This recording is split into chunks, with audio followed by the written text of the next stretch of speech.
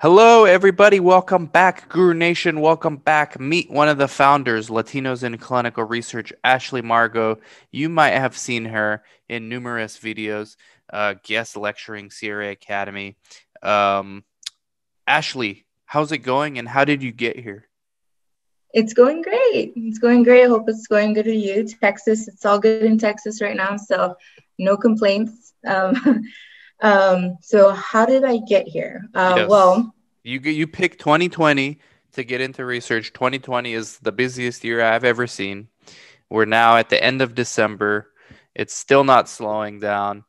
Usually I shut down by this time and wait till January, but there's no shutting down. yeah. It's busy, and you picked a great year to get in. So how let's talk about your story. Obviously, you're Latina, so you're, near and dear to your heart, Latinos in Clinical Research, the group. That's why you're one of the Yes. founders. How did you get into research, and why did you pick this year? And why did you also pick this year to say, hey, let's start a group, Latinos in Clinical Research? For sure, for sure. Small background. I have over 10 years of clinical industry experience spanning from, home health, hospice to emergency room to clinic and even into public health. Coming out of college, I really wanted to gain some exposure that still allowed me to kind of have, that feel of being able to still help patients or subjects, right? And be a part of the innovation aspect of medicine. And after having so many hours, like in the hundreds of shadowing hours and having multiple friends in the clinical industry, kind of realized that it was no longer for me. And I needed to find another way into that. And I kind of stumbled upon clinical research from my previous job where I was a medical assistant. And from there, I did some research and I realized that if I was going to come into this industry, I really needed to, although I had a lot of experience, I needed to really kind of situate myself in the workforce, right? And I needed to get some exposure and also have really good backing as far as where I was working. And so that's why I applied to UT Southwestern Medical Center in Dallas. And the headquarters was there in Dallas, but I was stationed in Austin. It was in public health, and I met some really amazing people, and I learned a lot. And from here, I was there for about 2 years, and I was like, okay, I'm ready. I'm ready. Let me figure out how I'm going to go about doing this. And I researched and I found you on YouTube. And then I looked up through IG and so on and so forth.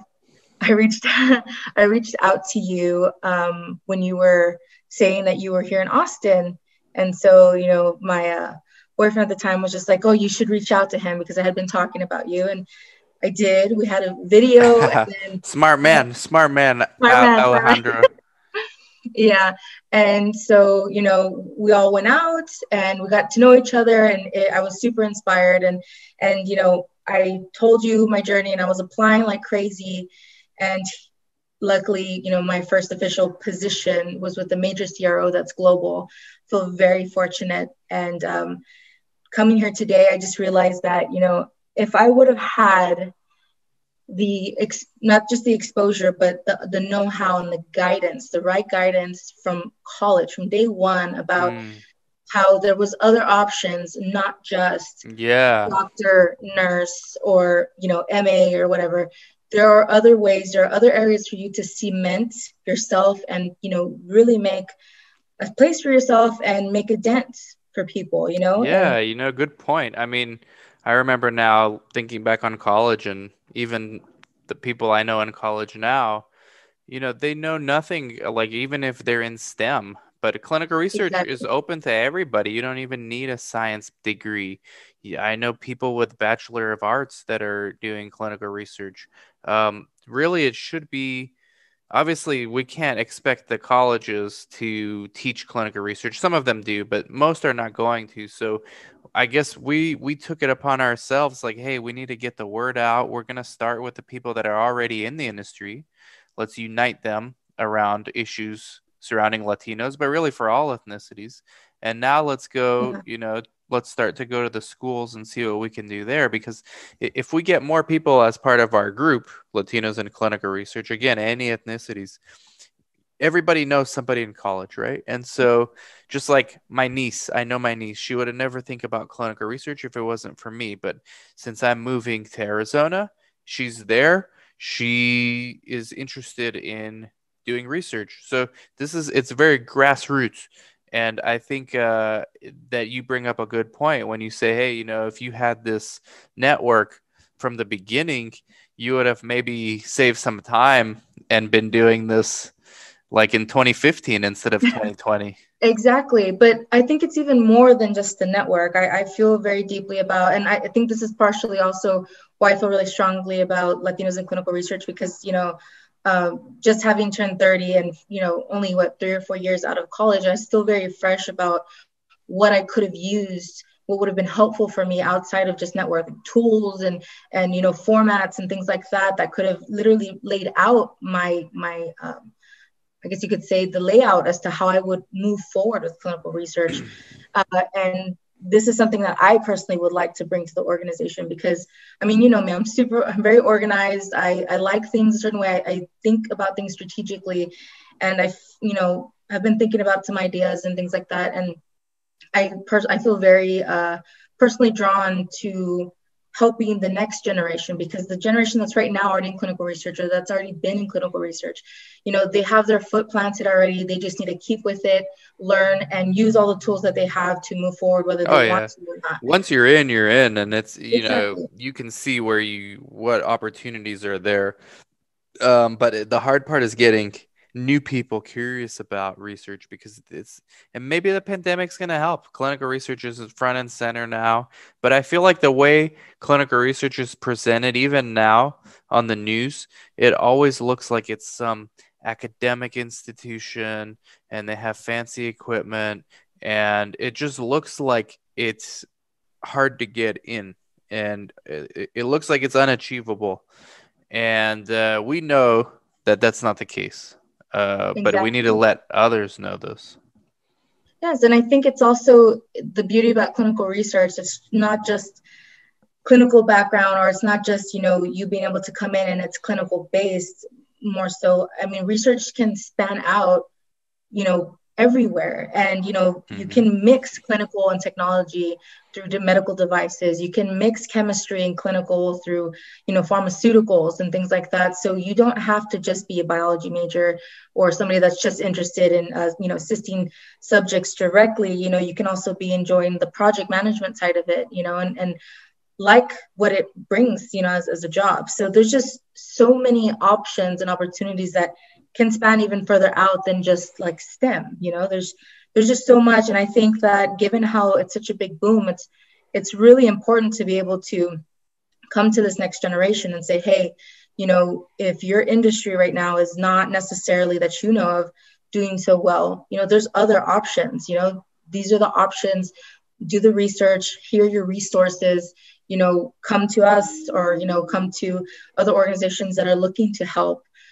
You're not alone, kind of a thing. And I personally felt that I was, after college or coming out of college, I was really alone in that process, trying to figure out what works for me, and also trying to find the tools and know what's the resources that were actually good or that weren't outdated, which a lot Hmm. of things are. So I think this organization is going to be very useful. I mean, of course, so long as we also have the members involved and reaching out to us and letting us know what they need, because we only can do so much. And if we want to help you as as a member or as a future member, we need to know where you're coming from and what we can help and how we can help. And so yeah, it's been a really interesting journey. This year has been great, and the COVID time frame really allowed me to hone in my creativity and network and figure out how I can involve myself in the best way. And I think I found it. Yeah, and you're just starting out, and you're already making a huge impact in people's lives. I mean, with your CV, which is resume, mentorship, coaching that you offer, and you're a guest lecturer every single CRA Academy. By the way, Mhm. we've got another class starting in January, Ashley. So you're Okay. gonna have you on again, like February, March ish. Okay. They love you. They love you. So keep coming back. You're always bringing like fresh material, and then you're helping. You've already made the impact. I can count like 6 people that I know of off the top of my head that have gotten hired because of your services. So now you guys get access to Ashley all the time in Latinos in clinical research, and we're just trying to Exactly. bring the community together. All ethnicities welcome. Yes. Um, and so, anything else that we did not discuss that we want to focus on with Latinos in clinical research? I think just honing back in what you said about all ethnicities, Latinos in America, global too, but America, we're a huge, huge majority. And so whether you're Latino or not, your job will eventually at some point have interactions with the culture. And so I think it's very important for you to, or anybody to become educated and what this organization brings and how we can help teach you more than what you already know, or, just get involved and be, network with other members that can be of huge benefit in the future. So That's right. anybody and everybody is welcome, and we can all learn together with each other. And I think that's what our core goal is. You are all welcome. And just like I said on my Instagram today, okay, it's primarily a matter of mindset, followed by networking, followed by education. I do think it's in that order. I think Yeah, it's the mindset first, because with that, then you can do anything you want. Then it's the exactly. networking, because it's less about what you know than who you know. This is true. Yeah, And then it's you got to know what you're talking about if you're going to go into an interview. So you got to have some education also. So those 3 things, I think that's it. If you can focus on those 3 things, you can get a job in the industry. It's just a matter of communicating that to people so they're less fearful about the whole process, because it's not going to be yeah, easy. Nobody said it's going to be easy. exactly. It wasn't easy for Ashley. No, Um, it was 4 to 6 months of intense focus, which I saw. I believe it was Shaniqua that you just interviewed, and she mentioned yeah, that 4 to 6 months. that's one of your And I, clients. yes, one of my Give you a clients, shout out in and the interview. yes, shout out. And she, when she said, "Oh, I knew what I wanted.